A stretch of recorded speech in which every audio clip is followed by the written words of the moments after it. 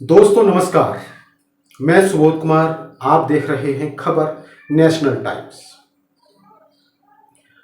आज उपस्थित हुआ हूं एक ऐसी खबर को लेकर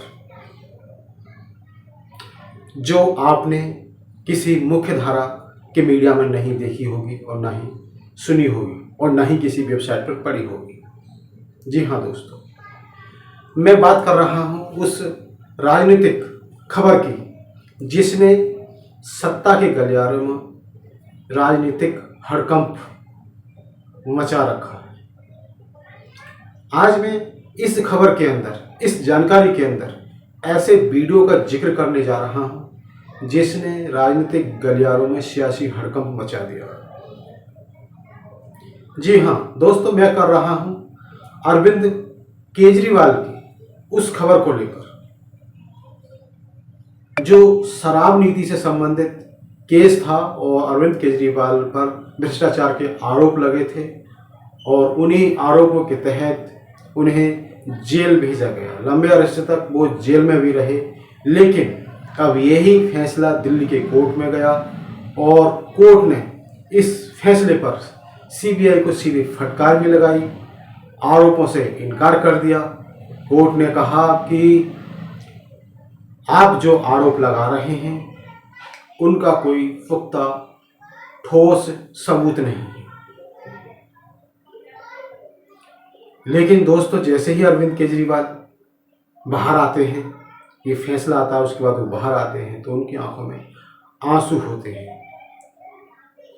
हो सकता है जैसे कि दुख तो होता है, उनके समर्थकों को दुख था, लेकिन अब आप सोच रहे होंगे कि ये खबर तो सभी चैनलों के द्वारा दिखा दी गई, तमाम मीडिया संस्थानों पर यह खबर आई, लेकिन फिर मैं इसे दोबारा क्यों लेकर आया हूँ। तो दोस्तों, एक वीडियो वायरल हो रहा है सोशल मीडिया पर और उस वीडियो में एक शख्स कह रहा है कि क्या अरविंद केजरीवाल माफ़ी मांगेंगे। अब सोचिए, अरविंद केजरीवाल तो कोर्ट से बरी होकर बाहर आए हैं, लेकिन वो माफ़ी क्यों मांगेंगे और किससे माफ़ी मांगेंगे। माफ़ी तो मोदी जी को मांगनी चाहिए थी। तो मैं इस कहानी की पूरी सच्चाई बताऊंगा, लेकिन पूरी खबर बताऊं, पूरी जानकारी दूं, उससे पहले यदि आपने इस चैनल को सब्सक्राइब नहीं किया है तो ज़रूर सब्सक्राइब कर दें और कहानी में बनी रहने के लिए इस वीडियो तक, अंत तक देखते रहें, जिससे कि आप से ये कहानी मिस ना हो जाए। जी हाँ दोस्तों, मैं बात कर रहा हूं राजेंद्र पाल गौतम की। उन्होंने एक वीडियो जारी किया है। उन्होंने बताया है कि अरविंद केजरीवाल सरकार में जब शराब नीति बनाई गई, उन्होंने कहा था कि जिस समय ये शराब पॉलिसी बनी थी, शराब नीति आई थी, उस समय मैं भी था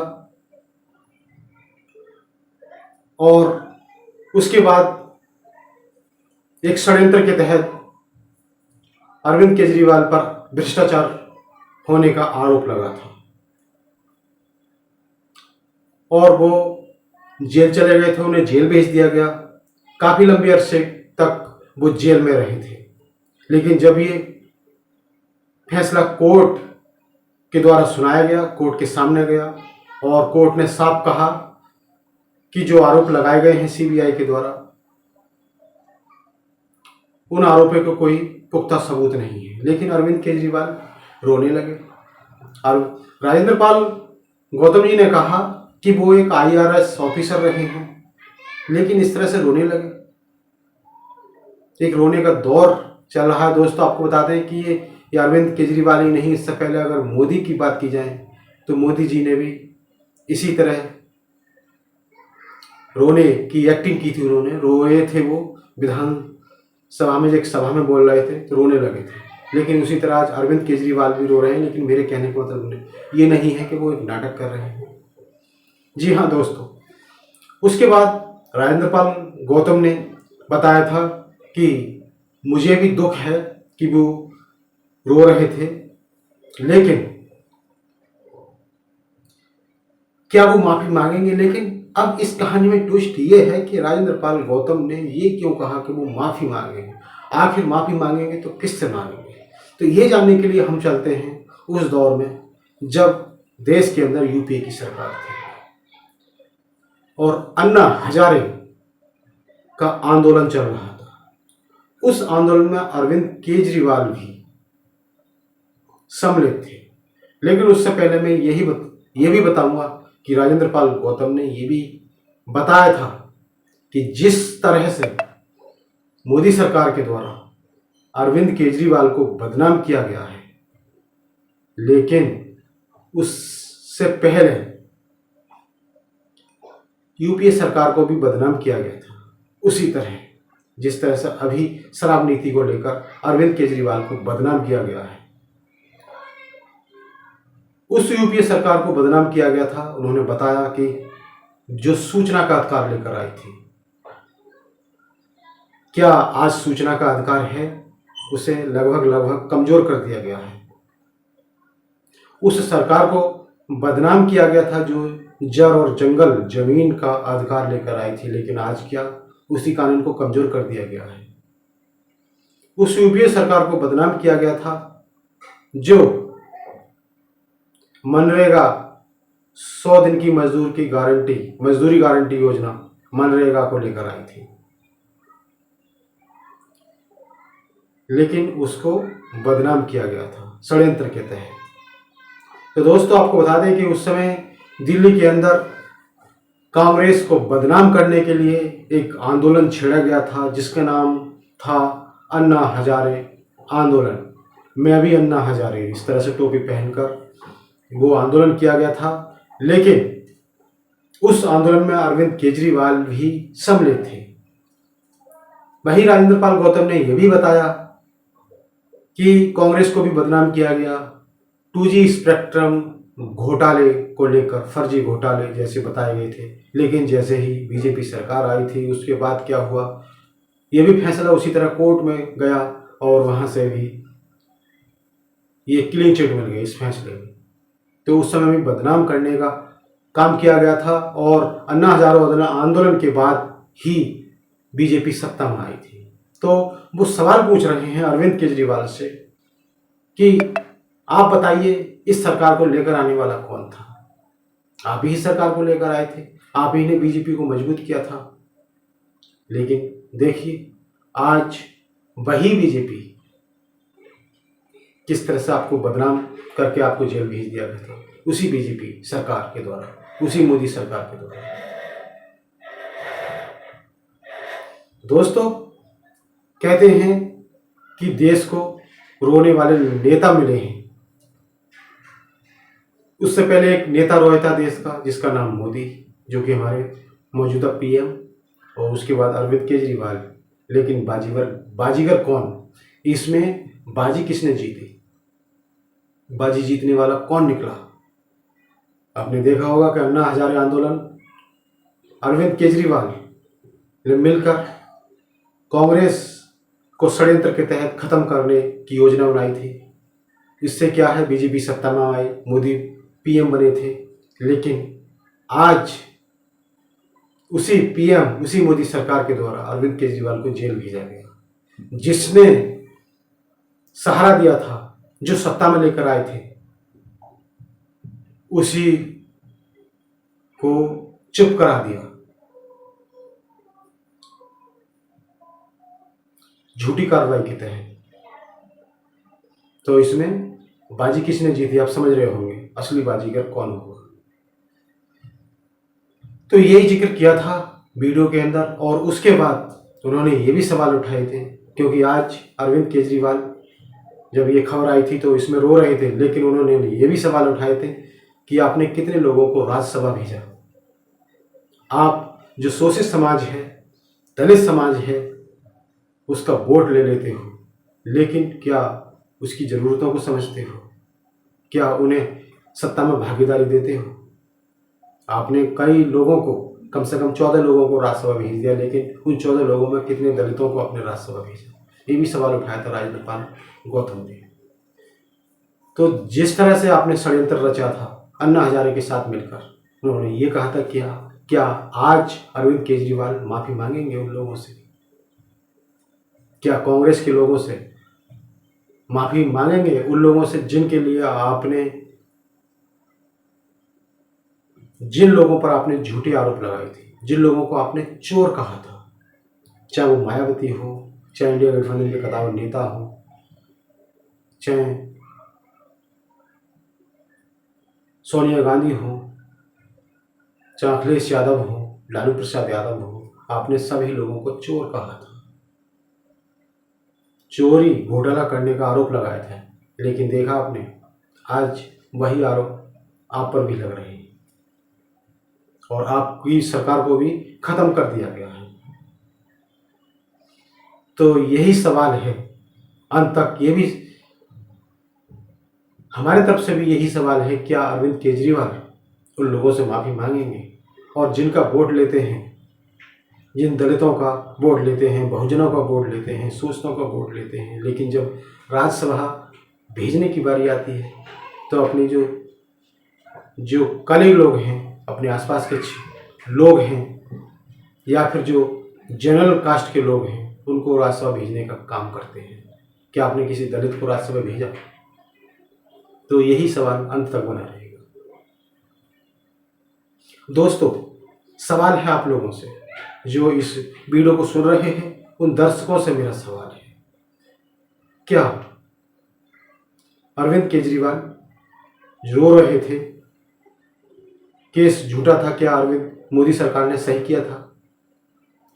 या फिर जिस समय अरविंद केजरीवाल ने अन्ना हजारे आंदोलन के साथ मिलकर जो षड्यंत्र रचा था, क्या वो सही था?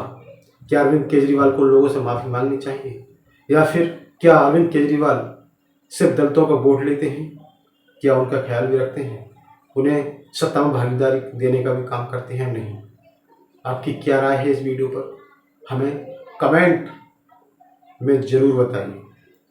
और जी हाँ दोस्तों, जो वीडियो सोशल मीडिया पर हड़कंप मचा रहा है, उस वीडियो को भी सुन लेते हैं। आप सबने देखा किस तरह केंद्र की सरकार तमाम विपक्षी पार्टियों व विपक्ष के नेताओं के खिलाफ देश की तमाम जांच एजेंसियों का गलत इस्तेमाल कर रही है, झूठे मुकदमे बनाकर विपक्ष के लोगों को जेल में डाल रही है। और जो भी विपक्ष का नेता जिसके खिलाफ ईडी, सीबीआई, इनकम टैक्स मुकदमा बनाता है, वो अगर बीजेपी में चला जाता है तो वो वॉशिंग मशीन में धुलकर पवित्र व स्वच्छ हो जाता है। उसके खिलाफ या तो जांच बंद कर दी जाती है या इतनी स्लो कर दी जाती है कि कोई उसके बाद उसका कोई परिणाम नहीं निकलता है। आप सबने और हमने देखा, मेरे पुराने साथी अरविंद केजरीवाल, मनीष सिसोदिया, संजय सिंह वगैरह वगैरह तमाम लोगों को लिकर पॉलिसी वाले केस में, सीबीआई के केस में कोर्ट ने डिस्चार्ज कर दिया। यानी कोर्ट ने कहा कि चार्ज फ्रेम करने के लिए सफिशिएंट प्राइमा फेसी एविडेंस नहीं है। और उसके बाद जो मीडिया के सामने आकर अरविंद केजरीवाल रोने लगे, तो उनके रोने पर अब मैं क्या कहूं। एक तरफ तो मैं उनको बधाई दूंगा कि आप डिस्चार्ज हो गए, झूठ हार गया, झूठा मुकदमा था, चूंकि मैं भी उस वक्त आपका साथी था, आपकी कैबिनेट में था जब ये पॉलिसी बनी और इस पॉलिसी पे आप लोग के खिलाफ झूठा मुकदमा बना। लेकिन एक सवाल मेरा आपसे भी है। आप एक आईआरएस ऑफिसर से नौकरी छोड़ चुके थे, आप एनजीओ चलाया करते थे, और एनजीओ से तो आप कभी मुख्यमंत्री नहीं बन सकते थे। आप भी तो कम से कम अपने उस पुराने दिनों को याद कीजिए जब आरएसएस के एक आंदोलन में आरएसएस के एक बुजुर्ग व्यक्ति अन्ना हजारे के साथ आप रामलीला मैदान में बैठे, और उस वक्त की जो यूपीए सरकार, वो यूपीए सरकार जिसने पूरे देश की आम जनता को सूचना के अधिकार जैसा एक मजबूत कानून दिया, और उस कानून को बनवाने में आपकी भी भूमिका थी। लेकिन आज की मोदी सरकार ने तो उस सूचना के अधिकार को ही खत्म कर दिया, लगभग डाइल्यूट कर दिया। और उसी वक्त की यूपीए सरकार ने फूड सिक्योरिटी बिल लाए, लोगों को खाद्य सुरक्षा प्रदान की। उसी समय की यूपीए सरकार ने गांव के मजदूरों के लिए 100 दिन की रोजगार गारंटी यानी मनरेगा लेकर आए। उसी समय की यूपीए सरकार जल जंगल जमीन का अधिकार लेके आई। उसी वक्त की यूपीए सरकार जिसने राइट टू एजुकेशन एक्ट दिया, फ्री एंड कंपल्सरी एजुकेशन 12वीं 8वीं क्लास तक के बच्चों को दिया। तो वो यूपीए सरकार जिसके खिलाफ आपने झूठे आरोप लगाकर पूरे देश और दुनिया के सामने यूपीए सरकार को, मनमोहन सिंह जी को, सोनिया गांधी जी को, शीला दीक्षित जी को, कनिमोझी जी को और के राजा जी को, तमाम लोगों के खिलाफ आपने झूठे आरोप लगाए। आपने उस वक्त मायावती जी को भी गाली दी, उनको भी चोर कहा। आपने उस वक्त लालू यादव को भी चोर कहा, मुलायम सिंह यादव को भी चोर कहा। उस वक्त आप इन तमाम नेताओं को, जो इंडिया गठबंधन में बड़े बड़े नेता हैं, आपने लगभग सबको चोर कहा था। और उस वक्त आपने जो 2G स्पेक्ट्रम घोटाला, कोल ब्लॉक घोटाला, ना जाने कैसे कैसे फर्जी घोटालों का जिक्र करके पूरे यूपीए की सरकार को बदनाम किया था।